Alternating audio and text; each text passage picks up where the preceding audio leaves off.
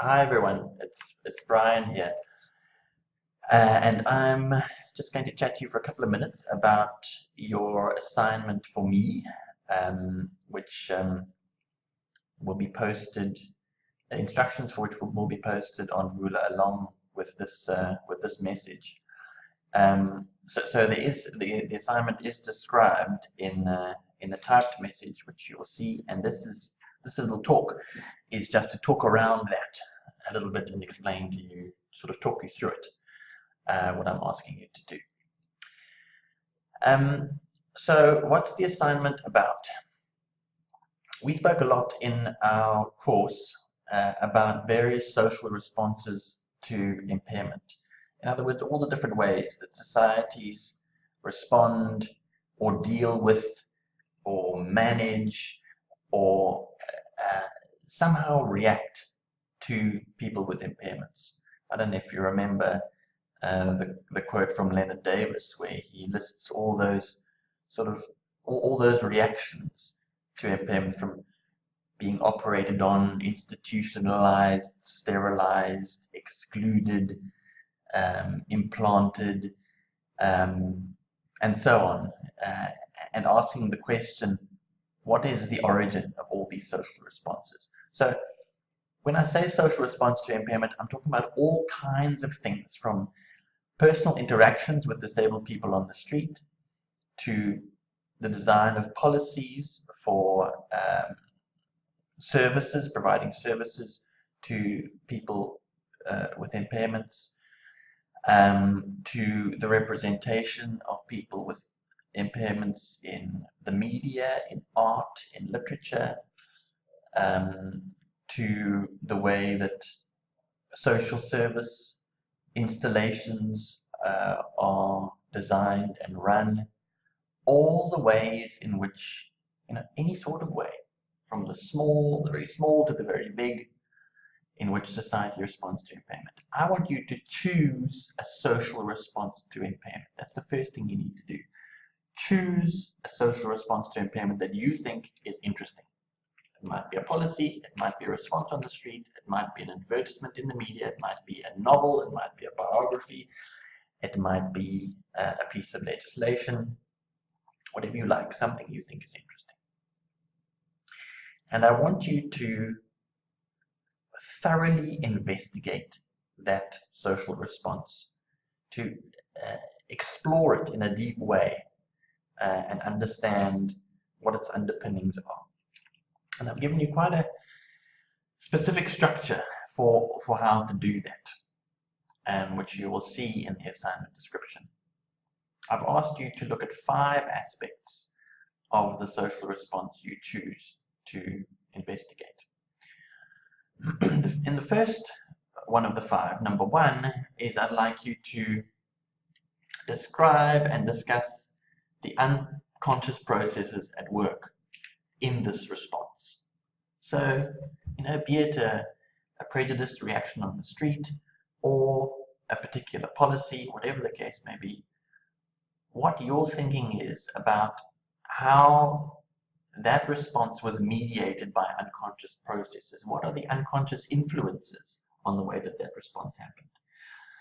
You'll remember in our lectures and also in the reading, I spoke about distinguishing between manifest and latent motivations for human behavior. In other words, we have manifest motivations for doing things, which are the conscious part, the rational part, the part we know about, and latent motivations for doing things, which are the unconscious part, the irrational part, the part we don't know about.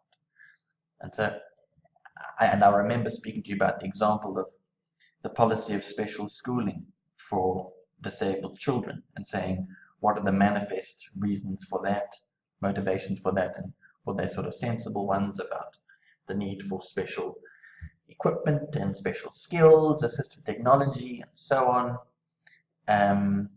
Those are the manifest reasons, we might guess, for applying a policy of segregated special schooling.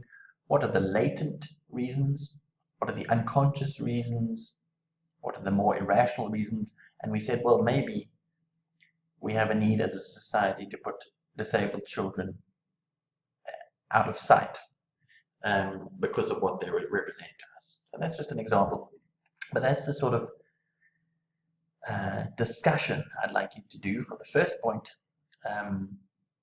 exploring what the unconscious motivations are for the social response that you've chosen. Secondly, I'd like you to explore what the origins of that response might be. How did it come to be like that? What is that response based on? And so there might be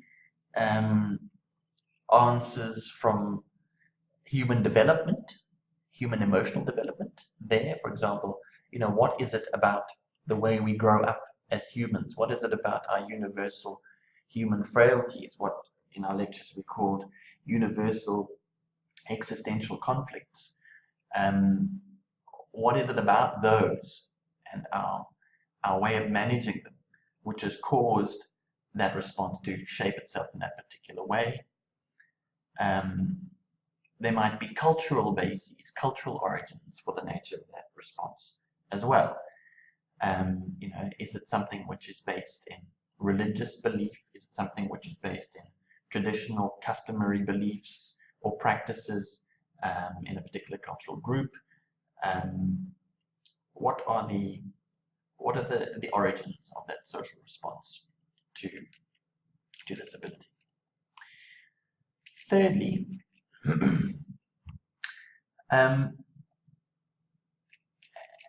and it's difficult to separate these things out completely because you will have touched on, you'll touch on some points in other, in your discussion of other points. So that's fine. But thirdly, I'd like you to describe what emotional function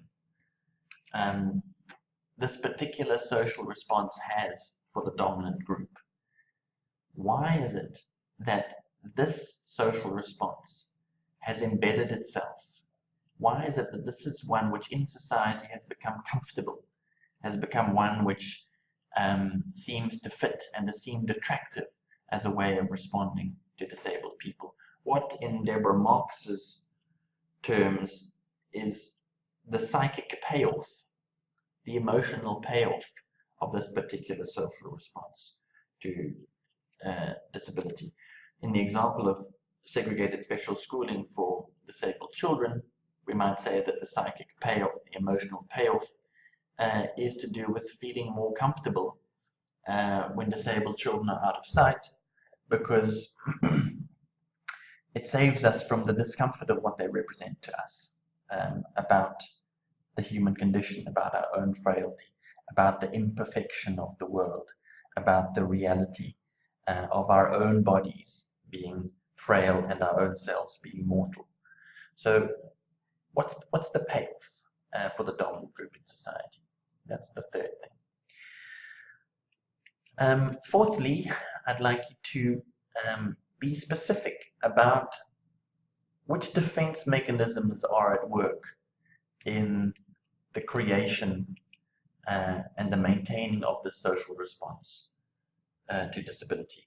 What are the internal defense mechanisms? And so, is there projection happening?